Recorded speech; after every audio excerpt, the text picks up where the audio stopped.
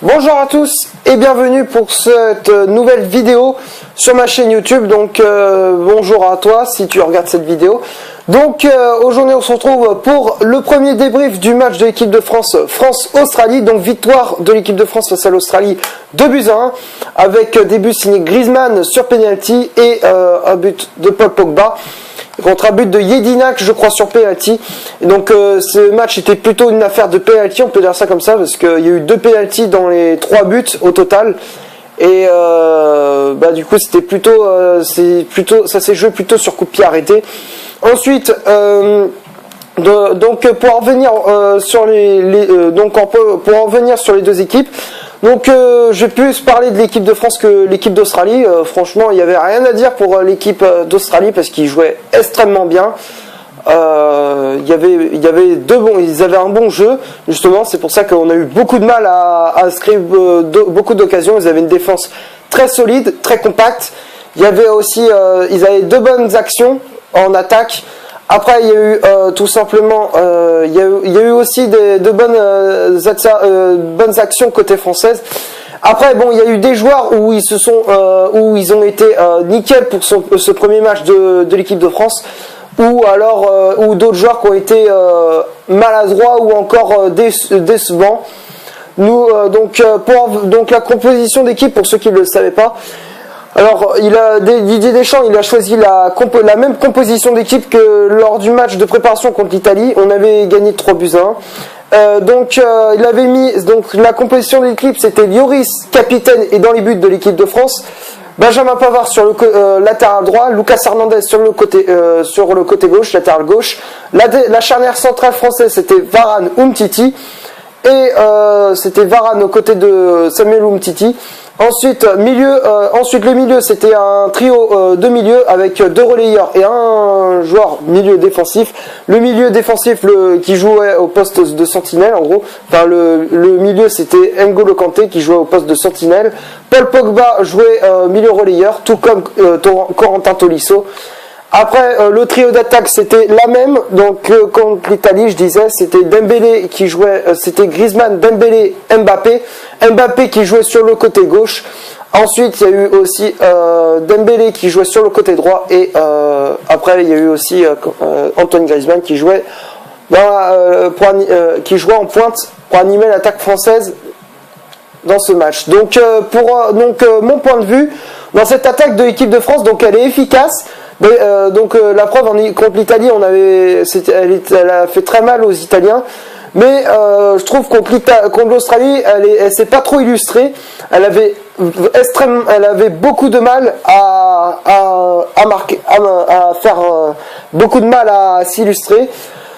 Notamment Ousmane Dembélé qui je trouvais assez décevant parce que je trouvais qu'il était pas comme d'habitude, c'est-à-dire il faisait pas trop d'accélération, il perdait beaucoup de ballons et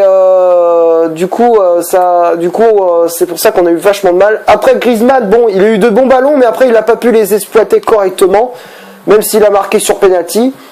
Après, il y a eu aussi Kylian Mbappé. Il a fait, lors des premières minutes, il a créé une première occasion. Mais bon, il avait fait une première frappe et ça a été détourné par le gardien.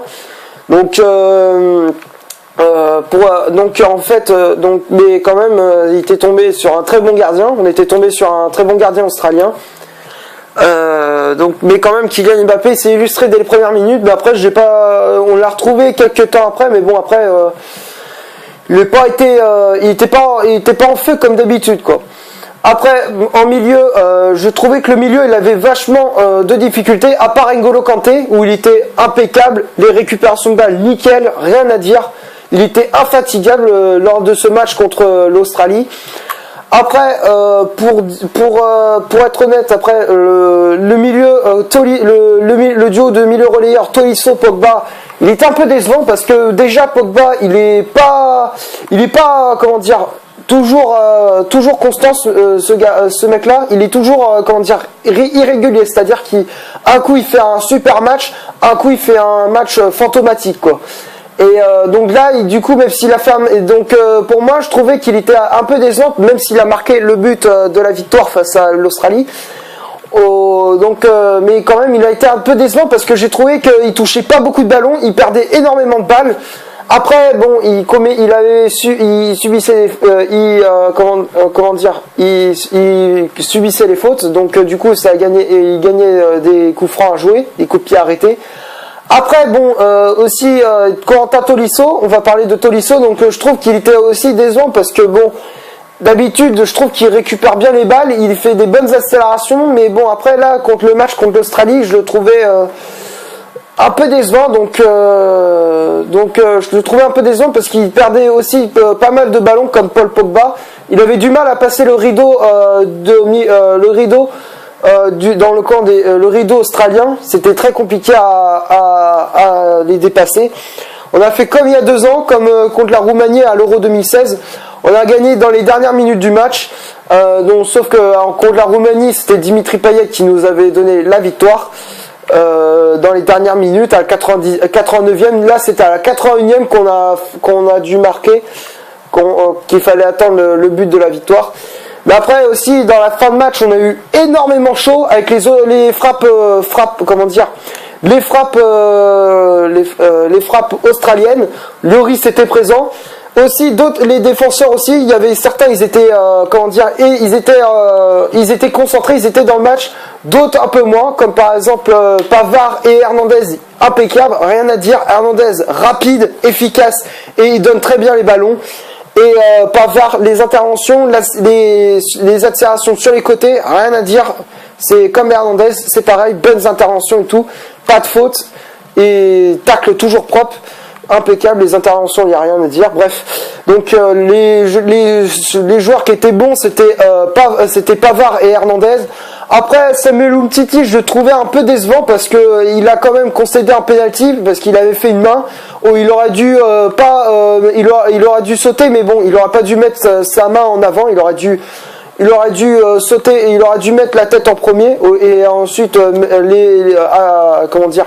accompagner les bras, mais en dessous de la tête. Bon, après, je dis pas qu'il faut qu'il saute comme un manchot, mais voilà.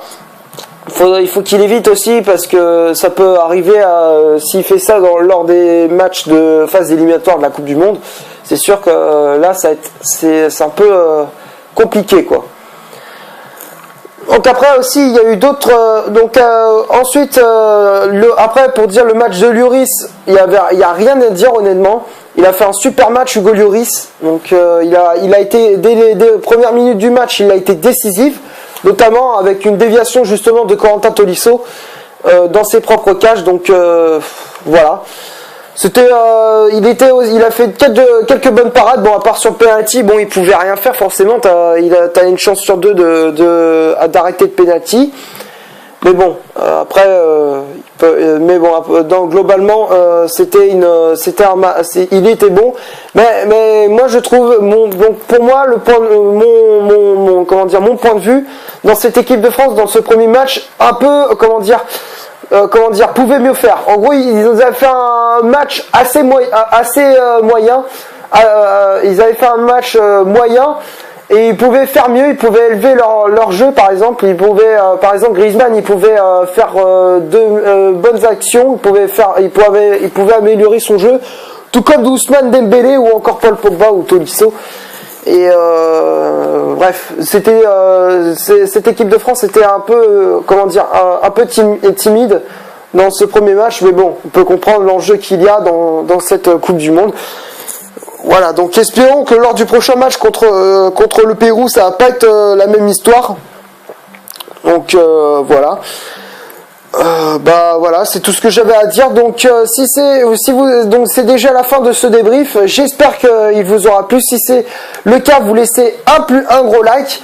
Vous vous abonnez à cette chaîne si vous voulez voir plus de vidéos. Ça peut être du gameplay, ça peut être des débriefs de matchs de foot. Et d'ici là, portez-vous bien. Et à bientôt. Donc on se quitte sur le but de Mbappé.